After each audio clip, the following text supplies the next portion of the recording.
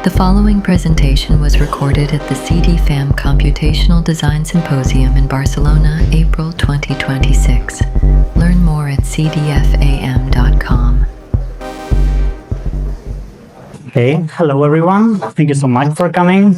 I'm Quercus Hernández. I'm a senior research engineer at Emmi AI. And my background is in mechanical engineering, but during my whole career, I've been trying to incorporate physics priors and conservation laws into deep learning models for them to learn physics correctly. And in this presentation, I'm going to present the large engineering models, which are Emmi's aim to reimagine design, simulation, and manufacturing.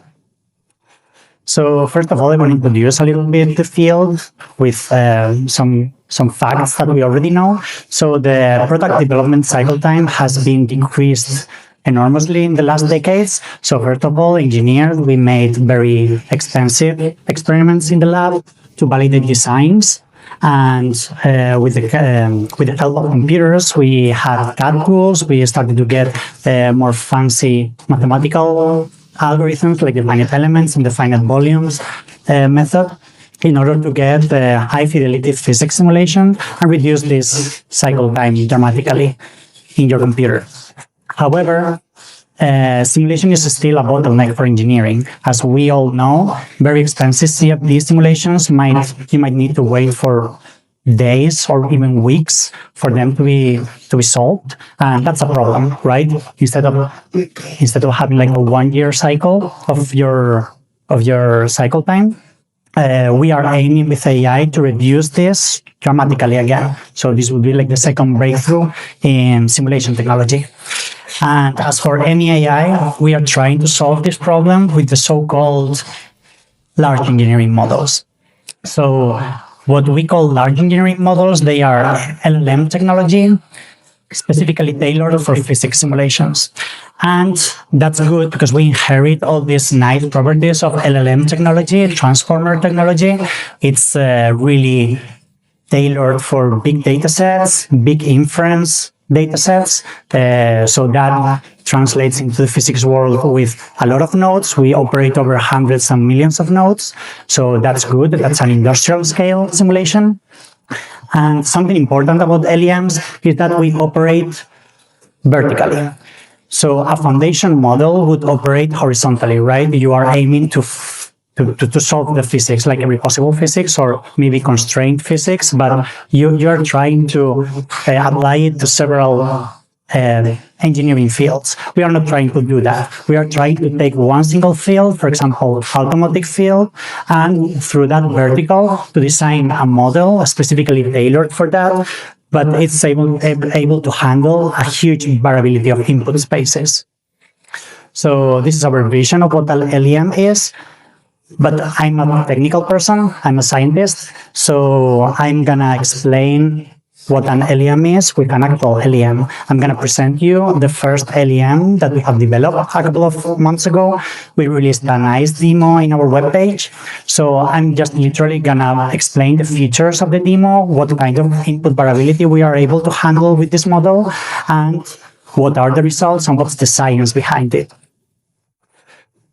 Okay, so this first LEM is going to be specialized in all these verticals in the very specific use case of plastic injection molding.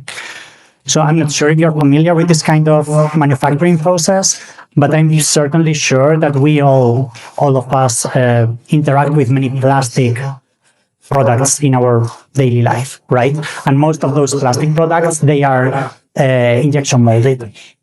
So we never think about how they are actually manufactured, but it's a quite complex process. It's very easy to explain, but it's very difficult to simulate.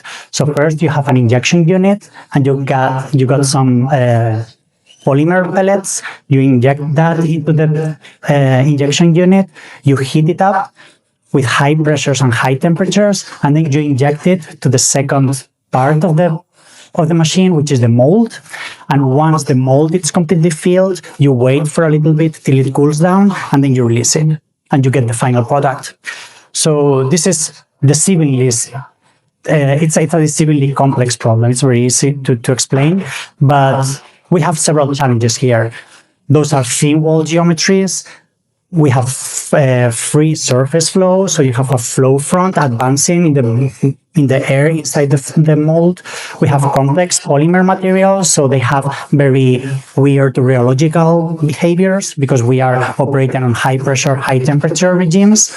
And also we have thermal coupling. So all this translates into very difficult equations. We have compressible Navier-Stokes equations with nonlinear viscosity and thermal coupling.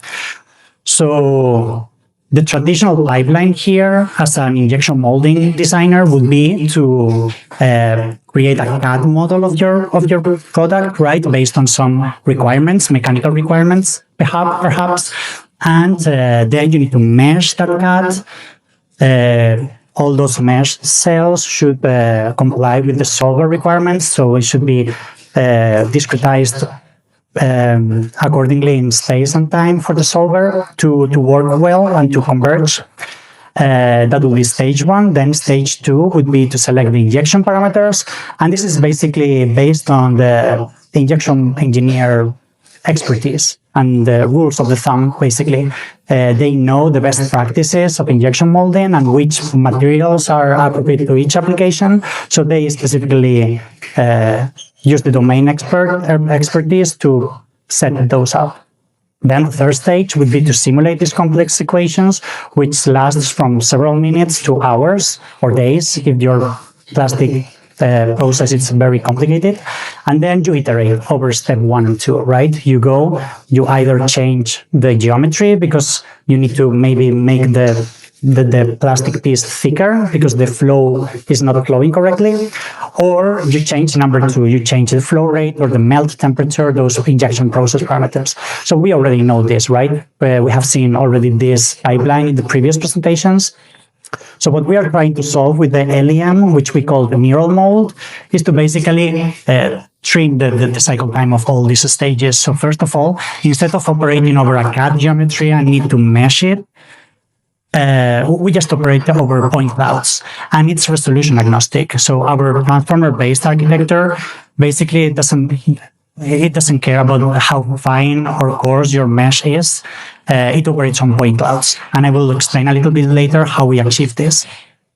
In stage 2, parameter selection, we have a continuous input of parameters selections, so you can automate that process. For stage 3, the AI predictions, they are almost real-time. They are not real-time, but sub-second inference time. So this is pretty convenient, right? Instead of minutes to hours, we have second predictions. And fourth, we can iterate this over. Everything is differentiable. We can auto-graph this using PyTorch usual blocks, deep learning blocks. So you can use like a stochastic or a gradient-based descending algorithm over any KPI, engineering KPI that you can think of. Great. So let me go through the demo or this model to see the capabilities of it. So we operate over point clouds. Because it's a transformer, we can operate over millions of nodes, tens of millions, hundreds of millions of nodes. Also, we are using real customer geometry, so they are not simplified or anything like that. We go through the full detailed geometries, and we operate over point clouds. Second, we could select the material. We have 12 different materials based from ranging from low viscosity to high viscosity, rheological behaviors. This is not a limitation of the model. In fact, we use a continuous representation of materials. We can interpolate between them. So basically, if an injection molding manufacturer wants to try their custom polymer here, that's fine. We can make it work.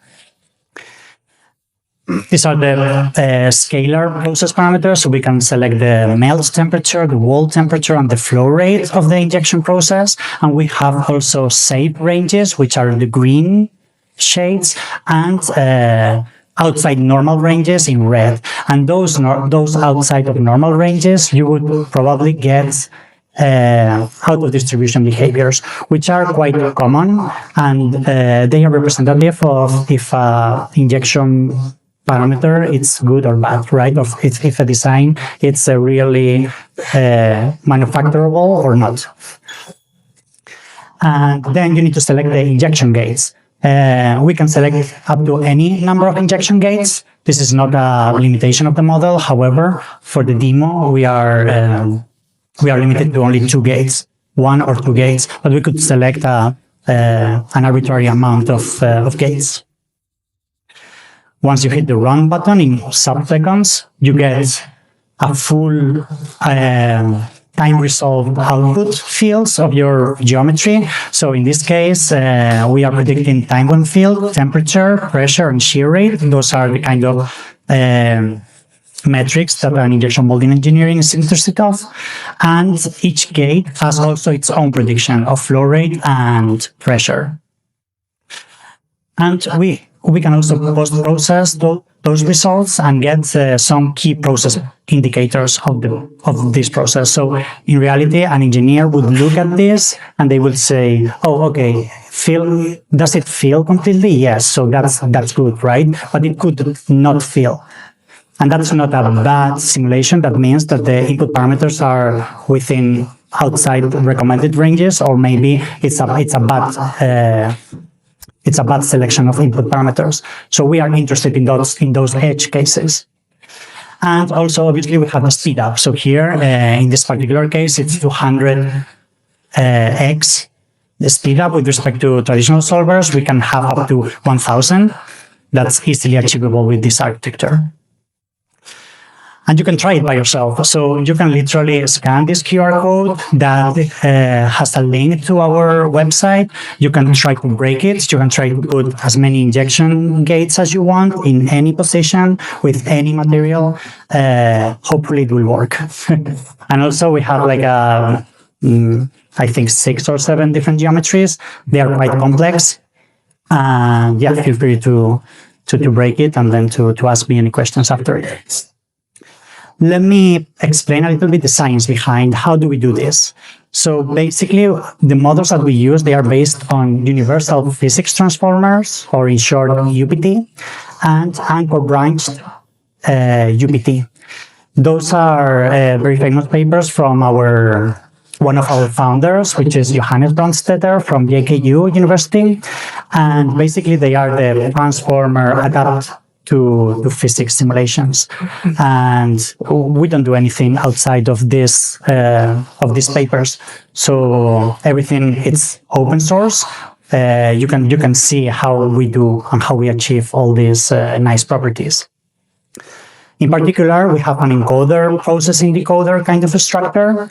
They are based on transformer blocks, so they are specifically designed to capture long-range dependencies.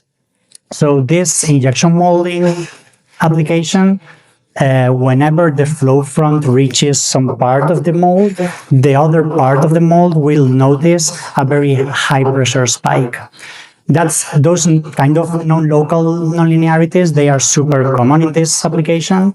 And for example, GNNs, graph neural networks, they would require a super small time step for us to capture these kind of behaviors. With a transformer-based architecture, we are able to solve this problem really easily. And also a second very good property of this architecture is that it's resolution agnostic. It's a neural field. So in usual transformers, you have self-attention, in which all the dimensions of the query key and values, they are the same length. But there was a very nice paper from DeepMind, which is called Perceiver IO, which basically decouples queries from key values. So you can have a very low dimensional key values, which we call anchors. And then you can have a very high dimensional query.